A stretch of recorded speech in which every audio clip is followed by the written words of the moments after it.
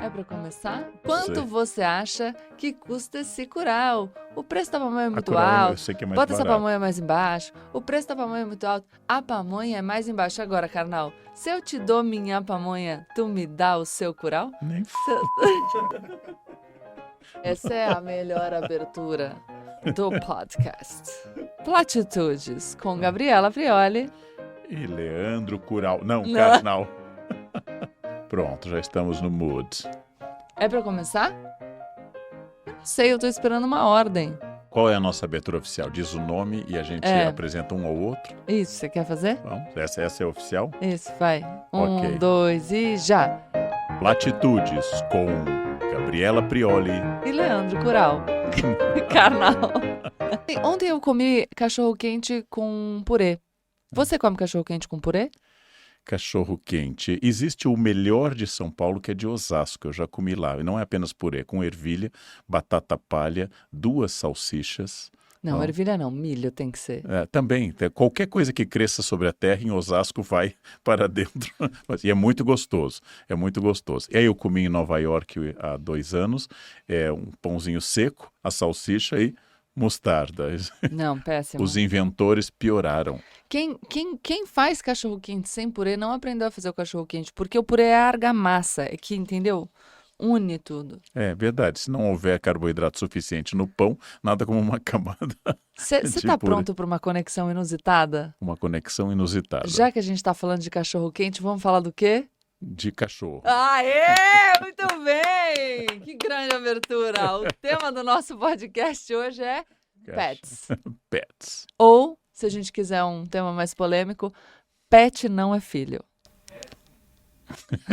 Acabaram de gritar. É sim. E aí, carnal? Qual foi o animal de estimação, o pet mais marcante? É o Bolt ou houve antecessores? Não, nada se compara ao Bolt. Nada se compara Nada ao se Bolt. compara ao Bolt. Comigo, Até porque se eu disser outra coisa, eu chego em casa e ele me Ele expulsou, fica- trocou a ele- fechadura. eu tive muitos animais e o mais marcante foi a Lucrécia, uma gata que eu criei a ninhada inteira. Sobreviveu ela e o irmão morreu, mas o irmão era Henrique Raimundo de Toulouse-Lautrec, Toulouse, e era Lucrécia Borges. Bom, e Que é a tua cara os nomes. gatas de historiador. Eu tive um cachorrinho chamado Schopenhauer, um Shih Tzu. Schopenhauer. Ele Não era um poodle. Ele atendia. Não, ele era mais simpático. A Lucrécia foi 15 anos ao meu lado e, segundo a minha mãe, ela morreu de tristeza quando eu vim para São Paulo. Ah, Tadinha. nossa, sua mãe querendo que você lidasse com essa culpa. Culpa. Oh, Mas eu lembro muito dela. Tive também um Cocker, um Drop, tive Doberman, tive muitos cachorros, vários sem raça definida. Também já criei tartarugas, já criei peixes, já criei sapos. sapo é bom. Sapo é bom. Tinha um tanque grande lá em casa, eu pegava girinos numa poça perto da escola, trazia e via a metamorfose acontecendo. Gostava muito dos animais, continuo gostando dos animais, passei a gostar um pouco menos dos humanos, mas os animais, eles me agradam muito. E aqui em São Paulo, morando em apartamento, nunca mais tive. Você tem o Bolt, não, eu nunca mais tive. Mas você tem pátio, né? Mas o Bolt quase não vai no pátio. Ele até vai. Ele, às vezes, ele gosta de passear. Quando a gente sai com a Ava e com ele se recusa. Ele não quer passear junto. Aparentemente, ele só quer sair na rua se for ele sozinho. Eu tive muitos bichinhos também. Quando a gente era pequeno, não sei se eu posso contar essa história, acho que não. Eu vou contar só um pedaço. Mas quando a gente era pequeno, a gente teve num apartamento de 50 metros quadrados. Morávamos eu, minha mãe e meu irmão, depois que meu pai morreu. Pensa que a gente teve coelho, pintinho, vários. O Rafael, inclusive, tinha a Joana, que uma vez pulou da varanda do 4º andar e foi parar lá na garagem, no térreo. Foi planando. Sobreviveu, a Joana. Uma galinha já. Uma pintinha ainda, pequenininha. Pintinha. A gente teve patos. Os meus patos nadavam na piscina da Barbie. É verdade. A gente teve peixes que a gente pescava com garrafa PET no Parque Toronto, em São Paulo, e aí levava para o aquário. Você já pescou com garrafa PET? Não, nunca pesquei. Pesquei de uma forma mais tradicional com anzol. Eu posso te ensinar como funciona, mas basicamente você pega a garrafa PET, prende ali um arame na parte da tampa e você corta um quadrado no meio da garrafa PET. Aí você enfia na água. Quando você puxar, vai sair a água que está na parte de cima da garrafa e fica a água na parte de baixo da garrafa. E ali, junto com a água, talvez você pegue... Ah, não, tem que colocar um pão também. Bom, é isso. Talvez você pegue um peixinho. Aí a gente teve peixe. Eu acho que foi só. A gente teve o Curly, que era meu cachorro poodle anterior ao Bolt. Aí Curly porque ele tinha cabelo era enrolado. enroladinho. E aí eu tive mais o Schopenhauer, um Shih Tzu, o Modigliani, um coelho também. Tinha pescoço Esguio? comprido. Não tinha, não. Era só na minha época de... Você imaginou que num apocalipse você teria um banquete? Se cessassem os produtos alimentícios, você teria coelha, É que eu não caçadora. tive ao mesmo tempo. Não foi Já concomitante. pensou que você teria um banquete? Mas é muito curioso porque nós humanos domesticamos animais há muito tempo. O que é domesticar em história? Por exemplo, Revolução Neolítica, domesticação de plantas e animais. É tornar plantas e animais dependentes da gente. A maioria das plantas que nós usamos em larga escala, como por exemplo o milho ou o trigo, não crescem mais sozinhas. Nós precisamos da mão de obra humana. A maioria absoluta dos animais que nós domesticamos não vivem mais na natureza. Eles dependem dos seres humanos. Inicialmente, de alguns lobos que se aproximaram de grupos humanos, e existe prova genética de que os cachorros atuais têm relação com esses lobos, nós passamos a dar alimentos, restos de ossos, e os primeiros grupos de humanos descobriram que os animais podiam ajudar a proteger e dar alarme em caso de ataque de feras. Começa ali uma relação de simbiose quase entre os humanos e os animais. Domesticamos gado, domesticamos galinhas, e como lembra Yuval Harari, há 100 mil anos a espécie humana era ameaçada por bandos de lobos. Os lobos hoje vivem em pequenas reservas, com riscos de extinção em alguns casos, e os animais que são instrumentalizados pelos seres humanos, como as galinhas, excedem a população humana. Há mais galinhas do que seres humanos no planeta. Então, esta relação entre animais e humanos é antiga. A novidade, ela data mais ou menos do século XIX, é o animal cada vez mais dentro de casa, antropomorfizado. Rainha Vitória fez um túmulo para um cachorro dela, que se visita até hoje no castelo de Windsor, no pátio. Há uma estátua de bronze desse cachorro e um verso muito bonito em que ela diz que encontrou nele sinceridade superior a todas as pessoas ao redor dela. Adorei. Porque eu acho, e aí a minha posição talvez seja um pouco polêmica, mas que os animais dependem totalmente da gente para sobreviverem, os domesticados, os que a gente coloca dentro de casa, mas o ser humano está se tornando cada vez mais emocionalmente dependente desse afeto que a gente definiu como sincero.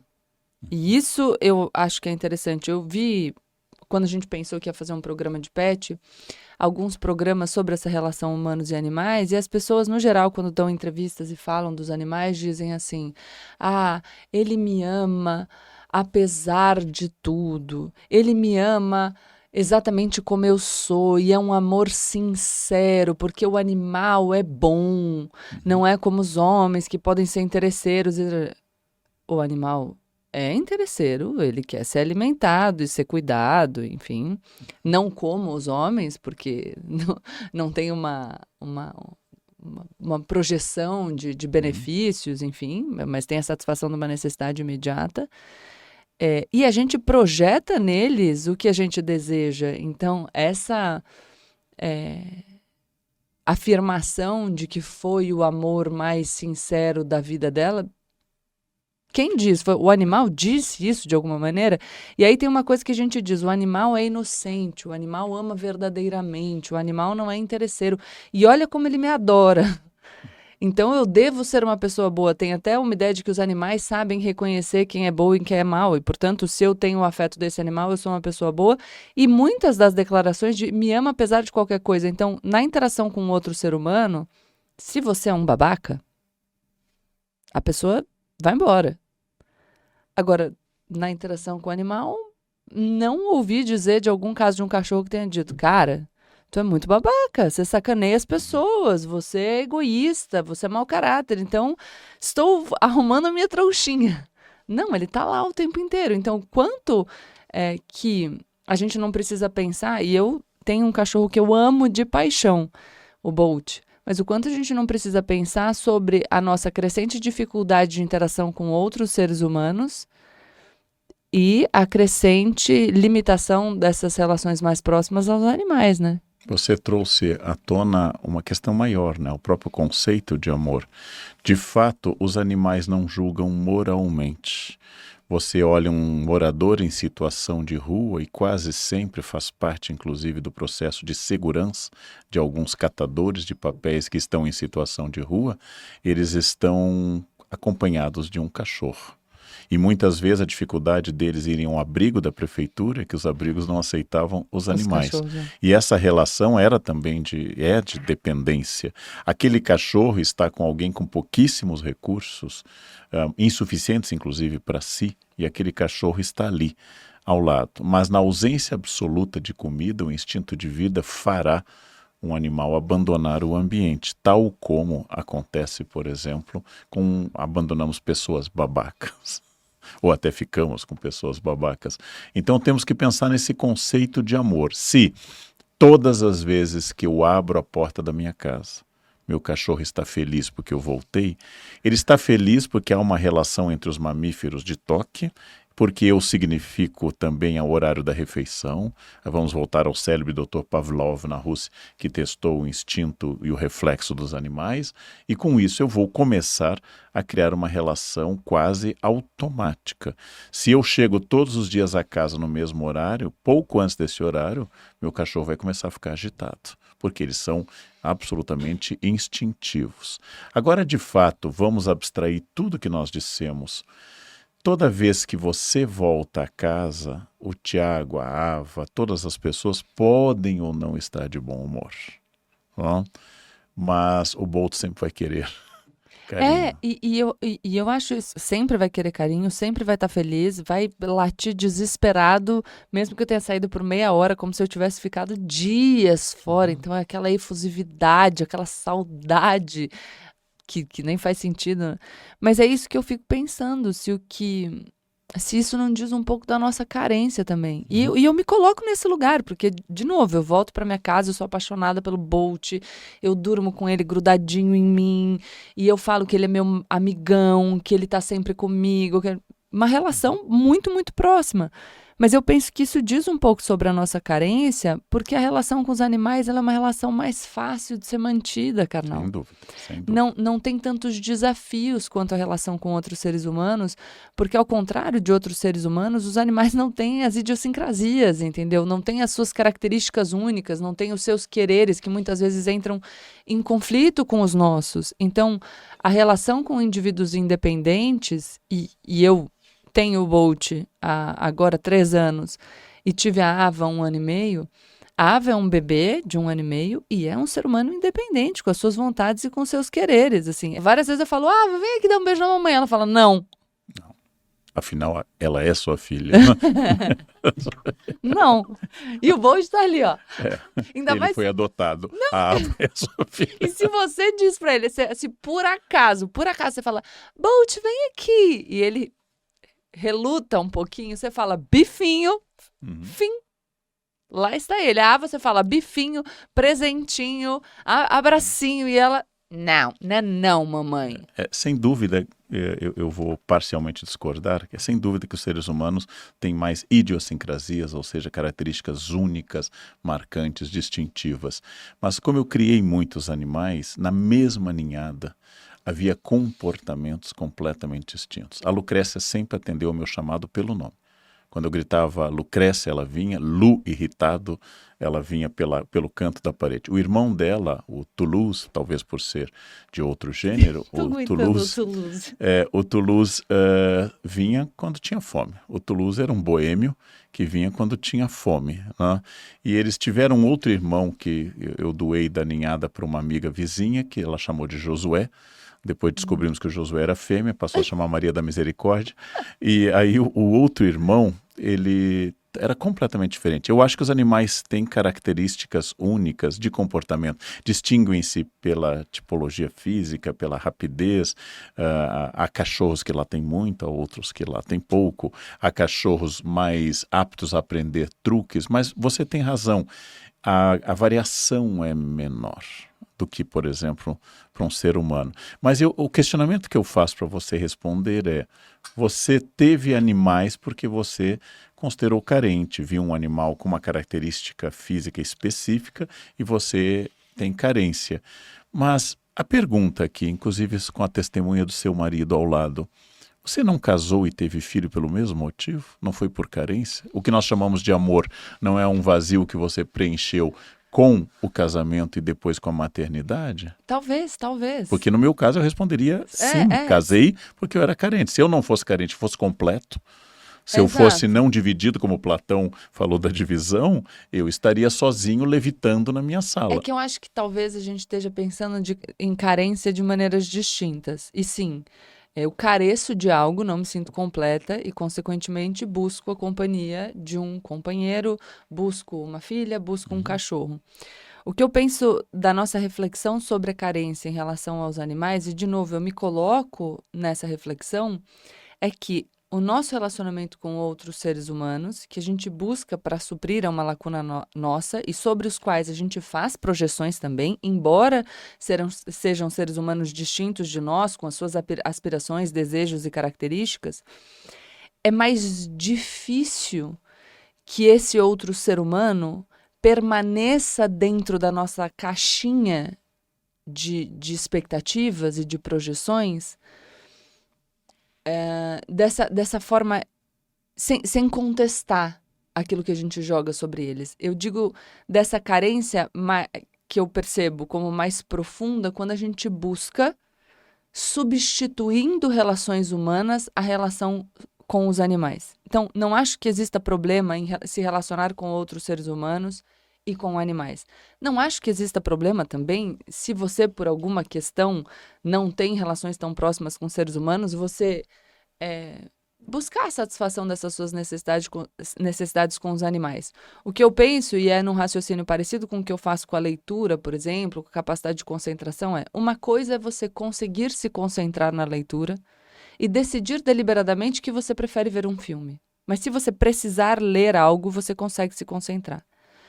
O que eu proponho dessa nossa reflexão, como nossa reflexão sobre essa relação com os animais, nós nos relacionamos primordialmente com animais, se esse for o caso, porque nós preferimos a companhia desses animais, apesar de conseguirmos estabelecer relações saudáveis e proveitosas com outros seres humanos, ou nós temos perdido a capacidade de nos relacionar com outros seres humanos, e aqui várias coisas envolvidas.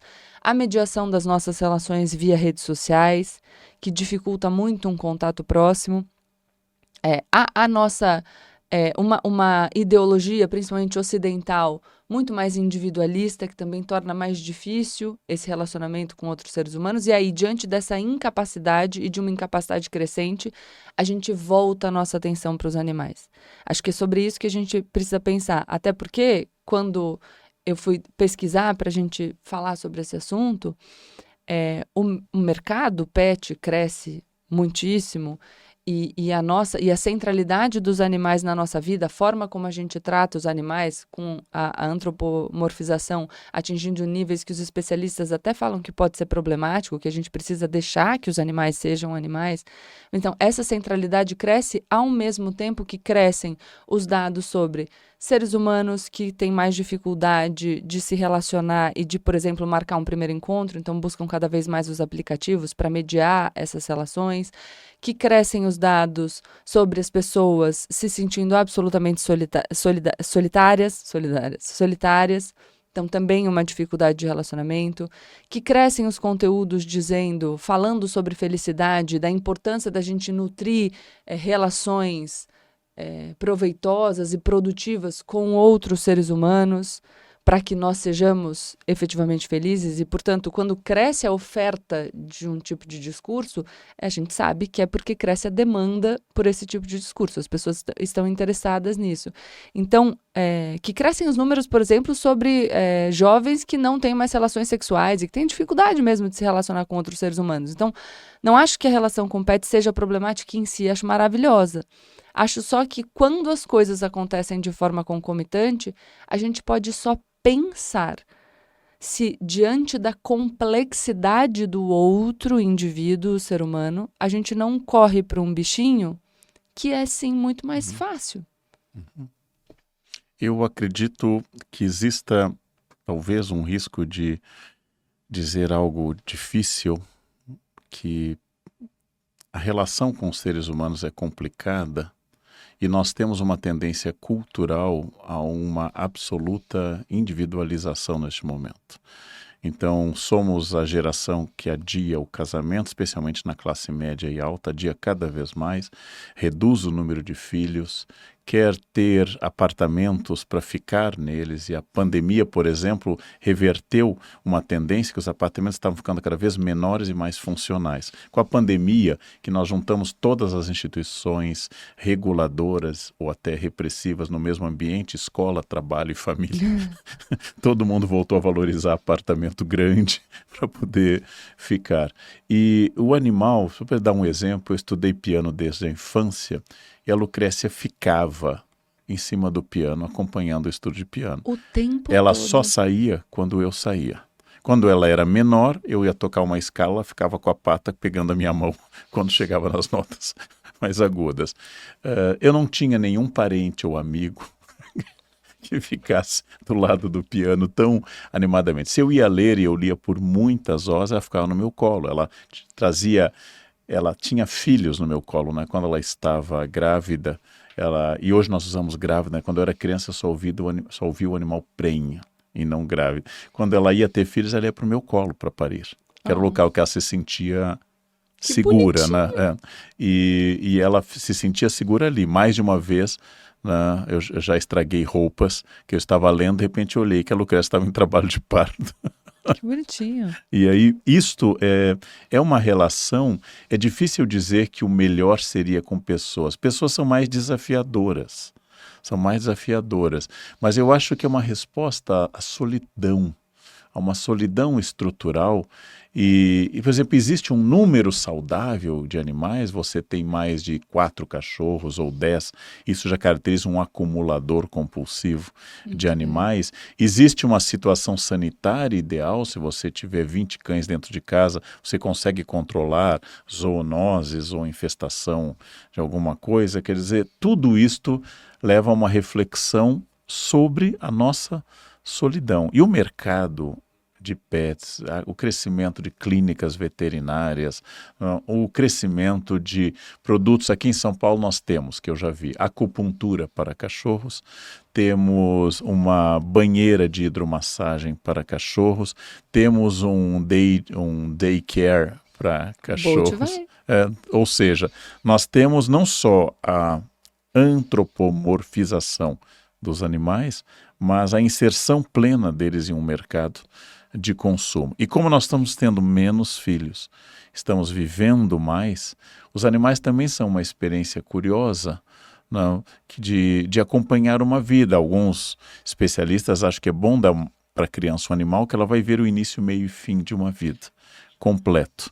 Aí talvez seja melhor dar uma tartaruga de Galápagos para ela não ver o fim, ou até um papagaio que na média vive mais do que os seres humanos. Né? E o papagaio fala, né? E o papagaio fala. Pode ser mais desafiador. Mas quando você falou da Lucrécia no piano com você, eu acho que é sobre isso que eu tô falando, esse tipo de relação. Que outra, é o que você falou, nenhuma outra pessoa com a qual você tivesse uma relação aguentaria a escala ficaria por 2 ali. a 3 horas. Não, e talvez um dia, no começo do relacionamento, pra te agradar. Exatamente. Né? Que é aquela coisa, você começa a relação, quando conheci o Thiago, assim, bem no comecinho, você fala, ai, vem aqui ficar comigo juntinho enquanto eu leio o dia inteiro. Ele, ai, que delícia. Sempre sonhei com esse momento. Depois do 3º, 4º mês, o cara fala, vou fazer outra coisa, fica aí lendo que eu tenho mais o que fazer.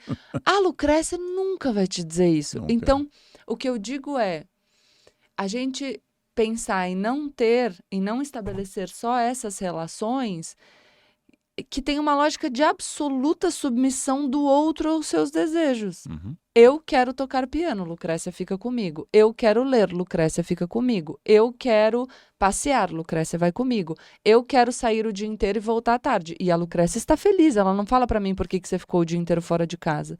A Lucrécia não questiona, a Lucrécia não reclama, a Lucrécia não vai embora. A Lucrécia só gosta de você. Mesmo que você passe o dia fora, mesmo se você não for tão legal, mesmo se você não estiver tão atento para os interesses dela, ela fica lá. Então, o que eu penso é que a gente precisa, e é ótimo estabelecer essas relações. De novo, tem o Bolt, que vai para a creche 2 vezes por semana. Quem passa para buscar ele é uma perua, tá? Então, ele tem a perua da escola, ele vai para a creche, ele faz fisioterapia 2 vezes por semana também. E tem massagem no fim da fisioterapia. O alongamento dele é a coisa mais bonitinha, muito fofa. Um cachorro comum, um Cachorro exemplo comum. de cachorro brasileiro. Mas entende? É só, carnal, o que eu penso é que a gente precisa refletir sobre essas outras relações também. E não só relações nas quais o nosso interesse e os nossos desejos sejam a única coisa que importa. Eu vou pegar aqui algumas mensagens dos nossos fãs. E eu vou começar com uma que eu achei assim de uma gentileza, uma gracinha. Karnal é um grande intelectual. De boca fechada. É excelente, né? Existe uma frase que diz que de boca fechada as pessoas têm dúvida se você é genial ou imbecil, e quando abre você resolve. Essa frase é correta porque você é tudo enquanto está de boca fechada. Você é um filósofo, um poeta, um barítono extraordinário. De fato, você é absolutamente tudo de boca fechada. E eu concordo, de boca fechada você pode me atribuir qualquer coisa positiva ou negativa. Agora, quando abrimos a boca, nós passamos a demonstrar o que pensamos e o que sabemos. E se essa pessoa acha que quando eu abro a boca eu deixo de ser qualquer coisa interessante, não é um grande drama, né? Basta não ouvir, basta não assistir, basta não seguir. Eu sempre gosto de lembrar que eu não sou obrigatório, não faço parte da prescrição da lei para as Eu pessoas. discordo de você. Eu acho que para esse cara aqui você deveria ser obrigatório, porque a capacidade de avaliação dele tá baixíssima. Não, mas as pessoas têm o direito, Gabriela, de odiar e às vezes com bons motivos. E às vezes são motivos subjetivos. Uma vez um aluno me disse, há 30 anos, no colégio ainda, no colégio FAP, ele disse, não posso gostar do senhor, sua voz lembra muito a do meu pai. Quer dizer, ele tinha uma relação difícil com o pai e ele não podia gostar de mim. É o direito dele, é o direito dele. Eu só o animei dizendo, mas lembra, seu pai não pode reprová-lo, eu posso. Então se esforça para poder... Quem te põe assim, grava a minha voz e ouve em casa com outra equalização para você poder... Às vezes você não sabe por quê. Mas a pessoa te incomoda. Você não sabe por quê. Eu fui ver o filme A Freira, que é uma freira possuída pelo demônio, e eu estava com uma colega, a Beth também fez colégio de freiras como eu, e nós não nos assustamos. Era um filme de terror, mas nós ficamos por quê? Porque nenhuma freira de filme poderia ser pior ou mais assustadora do que as freiras que eu convivi durante décadas. Então, eu estou tão acostumado com freira que a do terror... Você vai ser cancelado pela Associação das Freiras. Associação das Freiras. Não, pelo contrário, eu tenho uma relação tão extensa e simpática com religiosas que o filme mostrou uma freira gritando, soltando sangue, possuída. Não, isso é leve. Mas, isso é uma coisa muito boa, porque você falou assim, eu puxo do hater, gente, pra gente fazer umas reflexões, mas o Karnal disse, o meu aluno falou, a sua voz me lembra a do meu pai, e, portanto, eu não posso gostar de você. Por que isso é legal? Porque às vezes a gente olha ou ouve alguém e fala, ai, não gostei dessa pessoa, não sei por quê. Investiga. Investiga que tem alguma coisa aí pra você descobrir. Entendeu? Nada é à toa. Olha, Gabriela, o primeiro evangelista, o Mateus, ele diz assim, eu queria abrir um canal para falar de política numa profundidade um pouco maior que a Gabriela Prioli, bem rasinho mesmo. Não é hate, é só comparando mesmo. Então não é acho hate. Correto. E também não vai ser hate, Matheus. Eu só comparando mesmo. Eu sugiro a você que você abra um canal para falar de política numa profundidade maior do que a minha. E quando você conseguir o mesmo número de visualizações e inscritos e publicar 2 best-sellers sobre o tema, aí você me escreve que a gente bate um papo. Mas assim, não é uma questão de hate, é só comparação mesmo. O que eu diria assim, se eu fosse o coach desse quase hate,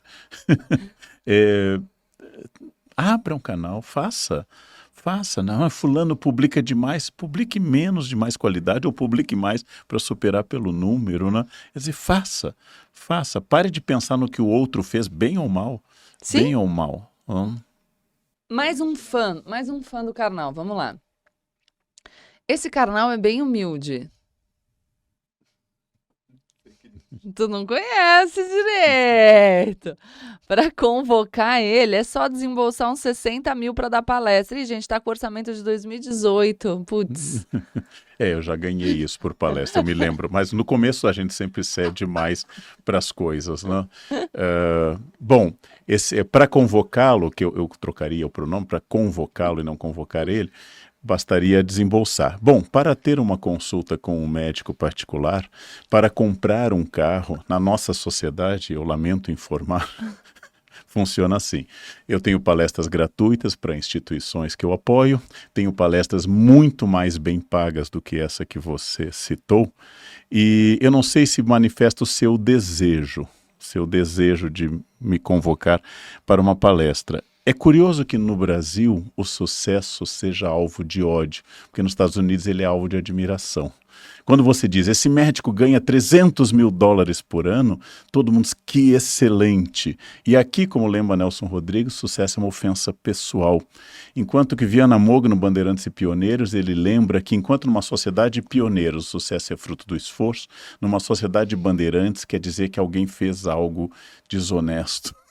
E fez algo por fora dos panos. Eu ganho fruto de uma carreira que já vai para 41 anos, lutei muito, estudei muito no Brasil e no exterior, publiquei 22 livros e minha meta é ganhar como alguns palestrantes com menos formação do que eu, que cobram bem mais do que eu, mas eu não os invejo, eu quero ultrapassá-los. Então eu recomendaria isso para você, ao ver um corpo bonito, ao ver alguém falando inglês fluente, ao ver uma casa bonita, pense, é o que eu quero? Se for, vai atrás. Porque o ódio é uma cuspida para o destino que volta sobre você. Vá atrás disso, lute por isso, porque o que eu ganho está declarado no imposto de renda integralmente.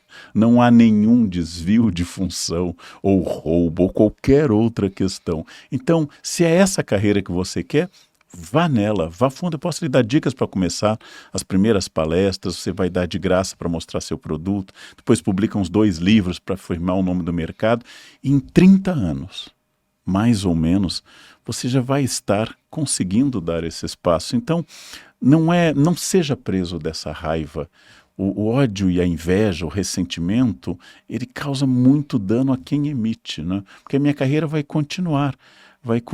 E se eu lhe dissesse os valores que eu já ganhei por algumas palestras, aí você ia pirar na batatinha, porque ia ser excessivo. Mas eu vejo nisso o fruto de um grande esforço. Ah, mas eu não gosto do canal. Não faz mal, não me contrate, até porque a agenda está lotada até 2026. Não me contrate.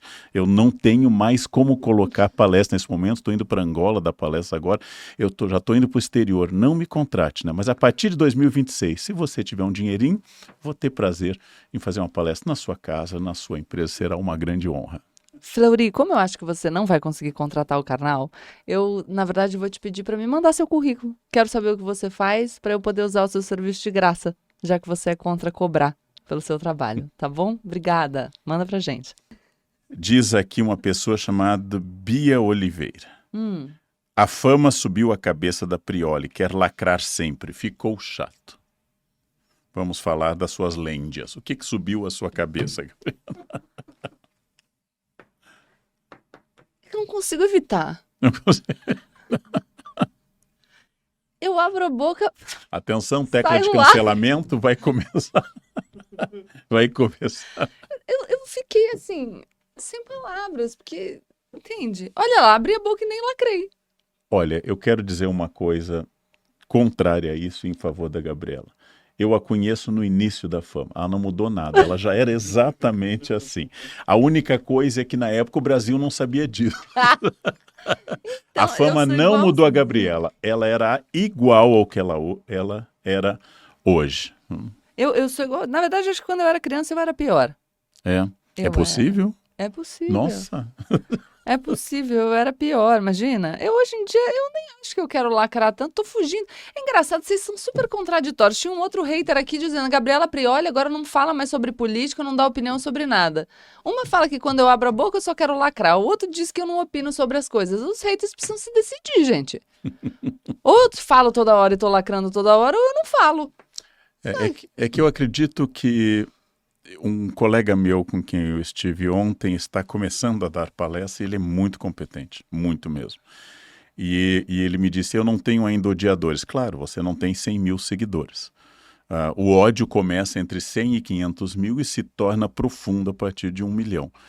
Não se preocupe, se você tiver 4 seguidores, você vai ser amado. Até porque um deles deve ser sua mãe, o outro sua avó, etc. Você vai passar a ser odiado quando tiver uma exposição. Resta saber se é raiva do que é dito ou é raiva do impacto daquilo que é dito. Mas, de novo, não tem problema não gostar de uma pessoa. Não tem problema. Eu não gosto de mim com frequência. Basta tomar seu rumo, seguir e ir adiante. E se você quiser ser sempre amado também, você pode fazer o quê? Adotar um cachorro.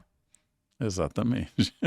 Eu vou ler aqui, eu fui atrás do depoimento de algumas pessoas sobre animais, em alguns programas de TV sobre o tema. Eu quero achar um enfim, penso que conversa com tudo que eu falei até agora.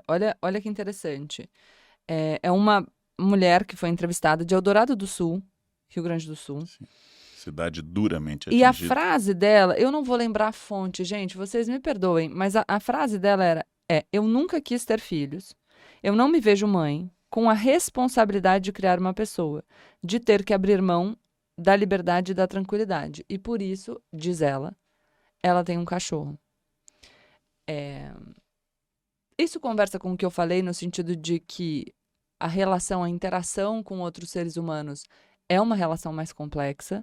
Eu chamo o Bolt de filho, falo que ele é irmão da Ava, mas ao mesmo tempo eu sou a pessoa que, para desespero do Igor, que tá aqui e trabalha com a gente, diz que pet não é filho, porque eu tenho os dois. E o Bolt é um cachorro que demanda atenção, porque o Bolt tem sequelas neurológicas de uma sinomose que ele teve antes da gente adotar, então ele toma medicação todos os dias de manhã e à noite, ele passa por vários tratamentos, enfim. Ele dá trabalho, mas eu posso deixá-lo em casa sozinho por 4 horas, por 5 horas. Eu posso, enfim, deixar a ração ali e ele come. Isso não é possível, isso não acontece com a minha filha. O Bolt consegue fazer as suas necessidades no tapetinho, sem ajuda. A Ava não consegue. Eu preciso trocar fralda, ela precisa estar acompanhada de um adulto o tempo inteiro. Então, não é a mesma coisa. Embora eu seja apaixonada pelo Bolt, sou apaixonada pela Ava e o trato e tenho uma relação de profundo carinho com os dois. Mas não sou a pessoa que problematiza também. Me chamo de mãe do Bolt, falo que ele é irmão, como eu já disse aqui. Acho que tem um movimento. Eu, quando não tinha Ava, falava, meu filho. Eu lembro das pessoas dizerem, mãe de pet não é mãe. Toda a questão de desprestígio da maternidade. Eu entendo a elaboração, porque vejo que a maternidade é um fardo que pesa de maneira desproporcional sobre as mulheres, que por pesar de forma desproporcional sobre as mulheres e por nós sermos subrepresentadas nos espaços de decisão na esfera política, é um campo que precisa de amparo e não tem. Então, às mulheres não é ofertada uma rede de apoio suficiente para que elas possam, por exemplo, levar as suas carreiras da mesma maneira que os homens que têm filhos conseguem fazer, e uma rede de amparo pública, de uma rede de apoio pública. Então, eu entendo que essa comparação injusta, porque o animal dá menos trabalho, e aqui eu estou falando no geral, né? Claro que tem animais que dependem de um auxílio constante, mas no geral os animais dão menos trabalho do que as crianças. Eu entendo que as pessoas problematizem essa questão, mas eu nem faço parte desse grupo. Acho que não tem problema chamar de filho e fazer essa brincadeira, até porque a gente tem um afeto muito grande. Mas não é a mesma coisa. E juridicamente não é a mesma coisa.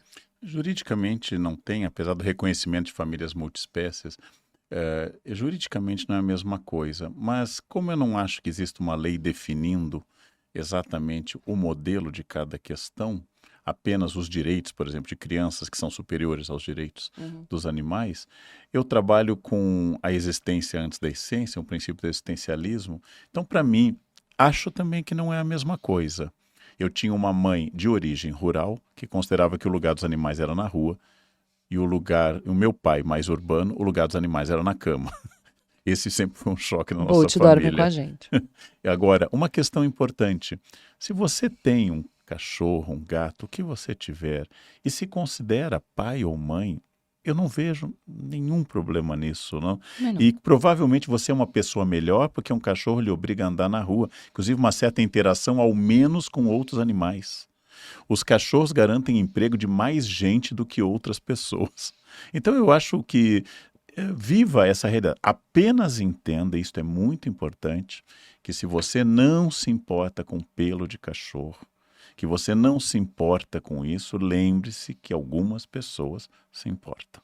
Então, só tenha presente isso, que nem todo mundo tem a mesma relação. Aí também vale isso para criança, vale isso para música clássica e vale isso para rock. Você não precisa impor aos outros o seu gosto, a sua questão. Mas olha só, Roberto, a Bimpet dá um dado extraordinário. No Brasil, nós temos quase 150 milhões de animais de estimação.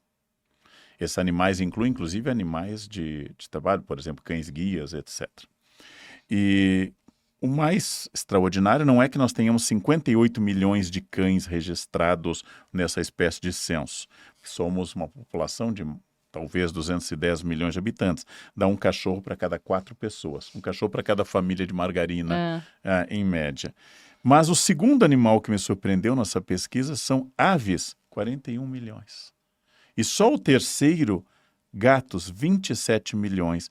E os gatos estão ligeiramente acima dos peixes. Aí vai contar porque o cardume é grande, mas 21 milhões de peixes. Eu não sei como eles contaram o aquário de cada família brasileira, mas contar. E outros 2,5 milhões devem ser iguanas e outros animais. É muito interessante. Eu conheci uma menina nos jardins que tinha um porco de estimação e ela passeava com ele pelos jardins. Eu tenho um amigo que tem um porco. Um porco. E eu tenho uma sobrinha que tem um hamster de estimação. E hoje nós temos muito antes. Cachorros vencem, mas gatos são apenas os terceiros. Mas é hora da gente dar um pitaco no BO alheio. Nós temos que dar um pitaco no BO alheio. Porque nós estamos aqui não só ajudando a pensar, mas vamos para o BO alheio. Vamos lá. Primeiro BO, eu vou ler para você e você começa o pitaco. Tá. Faltavam poucos dias para o casamento com Marcos, o homem dos meus sonhos. Ele é maravilhoso com Ana, minha filha de 6 anos, e ela o adora de volta. Mas há um pequeno detalhe que está me deixando apreensiva. Belinha, a filha de 4 anos de Marcos. Belinha é uma pitbull adorável, mas sua energia e tamanho me assustam um pouco. Max é completamente apaixonado por ela, o que me deixa dividida. Como vou lidar com meu medo de Belinha sem parecer insensível com Marcos? Gabriela, que tem cachorro, marido e filho. Não, mas eu tenho um vira-latinha manco. Ela quer dizer um cão sem raça definida com uma especificidade biológica muito típica. Que não cancelem a Gabriela.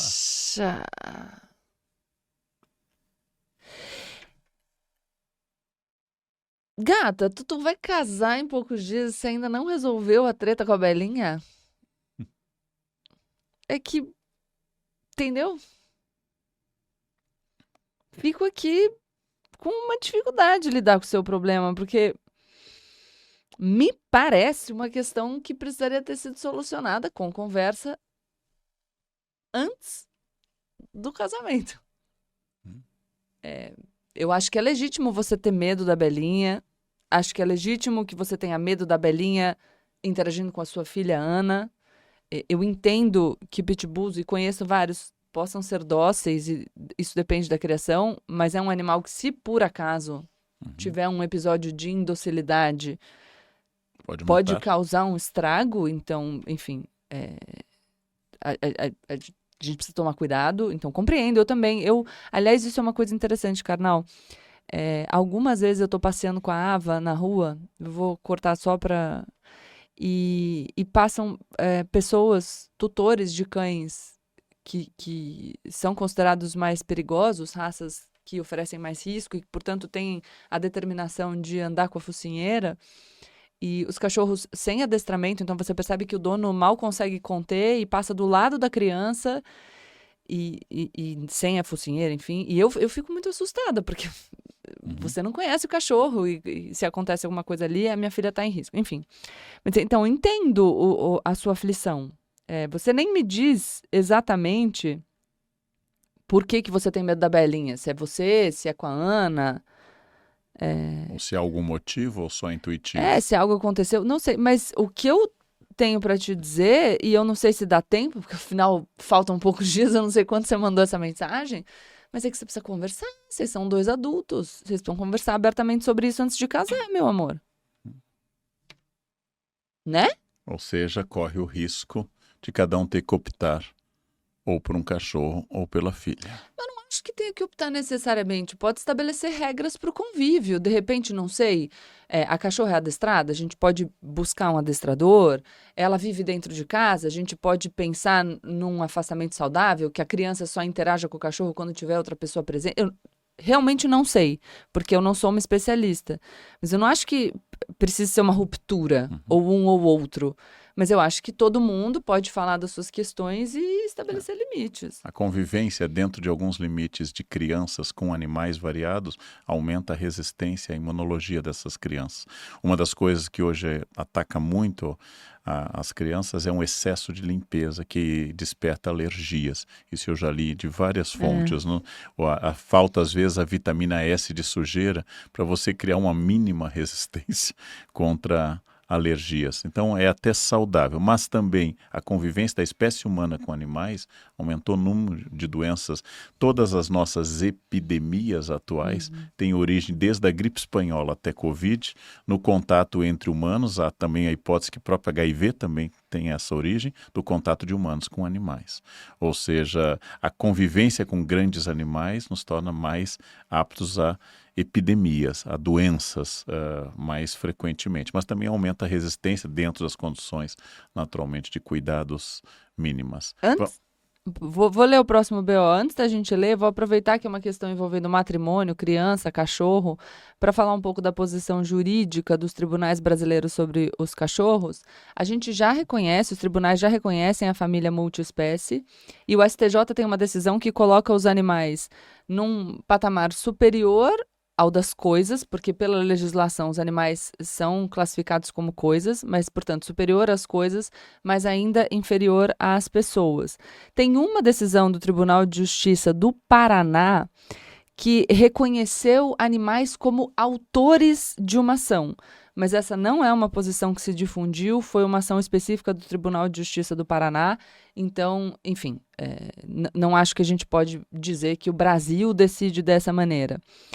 E tem uma questão que as pessoas, como tem a família multiespécie, a relação entre humanos e animais, essa relação definida pelo afeto, algumas pessoas dizem sobre a pensão para cachorros. O que eu pesquisei, a gente não tem a previsão de pensão, porque essa é uma figura que se relaciona com os filhos, então não tem atribuição de pensão para o cachorro. O STJ decidiu que quem fica com o cachorro, quem é considerado dono, fica com o gasto, e aí se os dois agirem como donos, o que você vai ter é uma partilha do gasto, mas não classificada como pensão, é diferente. E aí tem que ter muito cuidado, porque tem uma decisão também, que se eu não me engano foi aqui de São Paulo, que o título de um site jurídico Migalhas fala que o tribunal decidiu sobre a pensão para um cachorro, mas é um caso muito específico em que a mulher e o homem e o seu companheiro têm um cachorro, eles se separam, o cara sozinho compra outros 3 cachorros, depois eles voltam, ele vai lá, deixa os 3 cachorros com a mulher. Aí eles se separam novamente, e aí e ele não cuida mais dos cachorros, e o tribunal falou, pô, tu comprou 3 cachorros, deixou lá, agora você tem que custear uma parte, pelo menos, do cuidado. Então é uma decisão muito específica. Mas bora pro BO. Eu vou ler com uma entonação diferente. Ver se você gosta da minha interpretação. Meu marido tem uma obsessão com o TikTok. Ele tem 40 anos, a propósito, não 14. Eu tenho quase 40 e fico bastante no Seria legal um TikTok. casamento com um homem de 14. A igreja pressupõe 16 para a mulher e 14 para o homem. 16 pai. para o homem, desculpa, 14 para a mulher. E ele leva o telefone para o banheiro e passa horas apenas rolando sem pensar. Gente, eu não consigo julgar esse marido até agora. Mas Até agora eu também levo o celular para o banheiro, mas vambora. Temos 2 filhos pequenos e acho que ele faz isso apenas para ter um pouco de paz. Continuo sem conseguir julgar esse marido. Mas isso significa que eu estou constantemente tendo que bater na porta. Você tá bem? Vai demorar? Vai vir ajudar com os pequenos? É um saco. Agora eu tô julgando. Porque ele não ajuda. Eu disse que estaria pronto em 20 minutos. Pronto em 20 minutos, não demore. Arrumei a mesa, terminei de cozinhar, servi as crianças e pensei que não iria procurá-lo. Isso é ridículo. Eu queria 100% ver quanto tempo levaria para ele sair sozinho. 2 horas e 10 minutos. Nesse tempo, terminamos a refeição, limpei a cozinha e o chão, lavei a louça e fiz uma leva de roupa e as crianças estavam na metade de um filme. Ele desceu e gritou comigo dizendo que eu deveria ter avisado que a refeição estava pronta. Eu disse a ele que não sou sua mãe e que não é meu trabalho ir procurá-lo. Ele saiu furioso dizendo que não vai comer a refeição agora, pois jantares assados são horríveis quando reaquecidos no micro-ondas e que tudo isso é culpa minha e eu sou a idiota. Pega logo a palavra, porque senão eu vou começar a responder.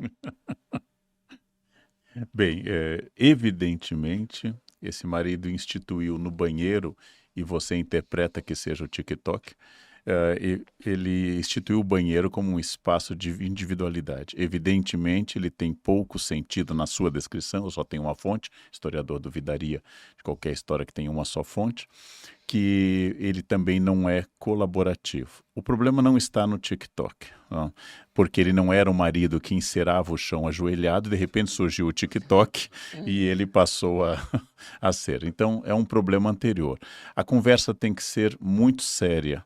Não é um problema acessar o TikTok, mas, obviamente, a obrigação com os filhos tem que vir antes dessa conversa. Aqui existe um jogo de inveja, quer dizer, o prazer que ele tem com o celular ou com a solidão do banheiro, ele não tem com você. Ele não parece colaborativo. É uma questão de conversa e de uma conversa muito séria. Inclusive porque ele pode estar com uma compulsão já reconhecida por psicólogos e psiquiatras americanos, que ele não tem condições de abandonar, porque todos os hormônios de prazer dele estão vindo do ato de ficar passando telas de celular. Então, é a hora de talvez procurar um profissional para ajudar a diminuir ou tomar uma rédea diante disto, e realmente você não é a mãe dele, você é a esposa. É curiosa essa questão, porque a obrigação do amor, ela não existe só da parte da mãe. Nós temos todas as obrigações. Ele tem com os filhos e com você. Você tem que instituir talvez horários e ele não está discutindo que ele não foi chamado e você não está discutindo o TikTok. Quando vocês se derem conta que este não é o tema da discussão, vocês vão poder conversar mais claramente e saber, inclusive, se é o caso de enfrentar isso abertamente ou tomar outro rumo para esse casamento. Agora você pode julgar mais calma, você já teve tempo de pensar. Eu não tô calma, Sim, eu só tenho uma fonte, mas é isso que eu tenho, eu vou julgar com base nela. E não sei, acho que o canal já deu o conselho de forma muito ponderada para esse caso específico, então eu vou extrapolar um pouquinho para falar sobre a nossa reflexão a respeito dos nossos relacionamentos. Mulherada. Eu me vejo nesse relato, porque eu já tive um parceiro, não vou nem chamar de parceiro, uma pessoa que estava comigo, que chegava em casa, reclamava de como as coisas estavam arrumadas e se o jantar não tivesse do seu agrado, jogava o prato na pia reclamando como se eu fosse a mãe dele ou a empregada e devesse aguentar qualquer coisa. E eu, boba, uma mulher socializada para achar que eu não teria valor se não tivesse do meu lado um companheiro, se eu não tivesse um relacionamento, aceitava essa migalha, esse desrespeito, porque achava que isso era melhor do que ficar sozinha. Então, o que eu quero dizer para vocês é, não façam como eu fiz. Eu demorei muito tempo para encontrar alguém que eu efetivamente posso chamar de um companheiro. Não se contentem com qualquer coisa. É melhor ficar sozinha do que ter alguém que desce gritando, reclamando do que você fez enquanto a pessoa passava um tempo desfrutando de qualquer coisa, do TikTok ou de qualquer outro prazer, num lugar isolado da casa, enquanto você limpa tudo, faz a comida, dá conta dos filhos, a pessoa acha que pode gritar com você e que ainda pode reclamar da refeição que você fez para sua excelência. Não aceitem isso. É melhor ficar sozinha do que ter do lado uma pessoa como essa. E quando você já casou e já teve com essa pessoa 2 filhos, a decisão sobre romper, eventualmente, uma relação fica muito mais difícil. Porque você pode romper a sua relação amorosa, mas você não pode desfazer esse vínculo que os seus filhos têm com essa pessoa que você escolheu para ser o pai deles. Então... Olhando de fora, Gabriela, eu diria, ela já está sozinha. Então, já que ela já está sozinha... mas é que tem outras questões, né, melhor Karnal? ficar Porque sozinha. aí, Então, adota um cachorro e manda o marido embora. Mas Também aí tem os filhos, você precisa estabelecer regime de cachorro- guarda. Os cachorros vão adorar Eventualmente a você pode criança. lidar com alienação parental, você tem que ver qual é o critério dessa pessoa para escolher uma nova companheira que vai ter uma relação com os filhos. Então, eu realmente, assim, se não há decisão mais importante da vida de vocês é quem vai passar a sua vida ao seu lado. Façam boas escolhas. Nós, mulheres, somos socializadas para nos adequar a qualquer porcaria, para aceitar qualquer migalha, para acreditar que nós somos difíceis, que ninguém vai nos querer e que a gente precisa se encaixotar para caber na expectativa de qualquer babaca que trata a gente que nem lixo. Não caiam nessa cilada. Em resumo, o tema do podcast hoje, Mundo Cão. Não perca. Não, mas pô, que é isso? A pessoa desce e grita. Agora eu vou ter que servir chá para Gabriela porque ela tá abalada. Nós vamos ter que encerrar esse podcast. Ela vai continuar falando, ela vai continuar falando. Ela é parente da Marília Gabriela, ela fala. Como fez uma vez uma cena que continuavam falando. Eu estou indignada. Ela está indignada. Então, eu que estou com mais equilíbrio emocional, eu vou encerrar o nosso podcast. Nós pensamos sobre as relações dos humanos com os pets, pensamos nos haters, sempre a nossa homenagem aos haters que fazem o nosso sucesso e continuam nos seguindo, obrigado, e pensamos... Revejo todo o meu pensamento nesse podcast. Não vale a pena mesmo ter relação com outros seres humanos, o que vocês encontram são essas porcaria. Fica com o pet. Então, vamos, corta aí, porque... Pet. Pelo amor de Deus. Não, olha... Pet gente... é filho, mas não é marido, né? Então vamos lá. Chega, terminou Vamos voltar a acabar. Eu tô indignada. Realmente. Platitudes. Com Gabriela Prioli e Leandro Carnal. O presidente anterior ao atual nos Estados Unidos foi o único presidente da história dos Estados Unidos, desde George Washington, a não levar um cachorro de estimação para o Palácio Presidencial. Que pessoa horrível. E a gente concorda um pouco. Se fosse eu e o Igor... Entendeu? Porque você até falou, não, eu discordo, tem uma relação profunda, mas em nenhum momento você vai dizer, filho, sim. Não, o que eu discordei é que os animais não têm idiosincrasia. E eu criei caturrita. E as caturritas tinham idiosincrasia. Não é como um ser humano. Caturrita é um pequeno maracanã. Olha lá, você podia ter falado assim, ó. Maracanã é aí já fica num clima melhor. Que deu nome ao estádio. É um pequeno papagaio. Eu criei pássaro. Eu criei cardeal, eu criei sabiá, curió. Tinha que limpar a gaiola, e fedia muito, tinha que jogar. Eu lembro da frase do Roberto Marinho, né? Quando ele fez 90, deram uma tartaruga de Galápagos para ele e disse, não, antes você pega o bichinho, depois ele morre.